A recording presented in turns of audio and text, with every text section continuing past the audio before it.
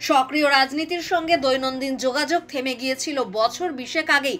সম্প্রতি রাজ্য বিজেপির প্রাক্তন সভাপতি হিসেবে কয়েকটি সাংগঠনিক কর্মসূচিতে ডাক পাচ্ছিলেন। কোনো ক্ষেত্রে প্রবীণ চিন্তক হিসেবে দল তার মতামত নিচ্ছিল। অনেককে চমকে দিয়ে এহেন অসীম ঘোষের নামই রাজ্যপাল হিসেবে ঘোষিত হলো। হরিয়ানার রাজ্যপাল হিসেবে তার নাম সোমবার ঘোষণা করল রাষ্ট্রপতি ভবন। রাজ্য বিজেপির শেষ নির্বাচিত সভাপতি অসীম শীঘ্রই চণ্ডীগড় পৌঁছে দায়িত্বভার বুঝে নেবেন। পশ্চিমবঙ্গ থেকে এই নিয়ে চতুর্থ ব্যক্তি রাজ্যপাল হিসেবে দায়িত্ব নিতে চলেছেন। কংগ্রেস জমানায় সিদ্ধার্থ শঙ্কর রায় গিয়েছিলেন পাঞ্জাবের রাজ্যপাল হয়ে। পরে অটল বিহারী বাজপেয়ীর জমানায় রাজ্য বিজেপির আরেক প্রাক্তন সভাপতি বিষ্ণুকান্ত শাস্ত্রীকে উত্তরপ্রদেশের রাজ্যপাল করা হয়।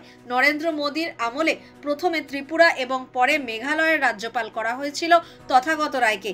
তিনিও এককালে বঙ্গ বিজেপির সভাপতি ছিলেন। এবার বঙ্গ বিজেপির আর এক প্রাক্তন সভাপতি রাজ্যপাল হচ্ছেন।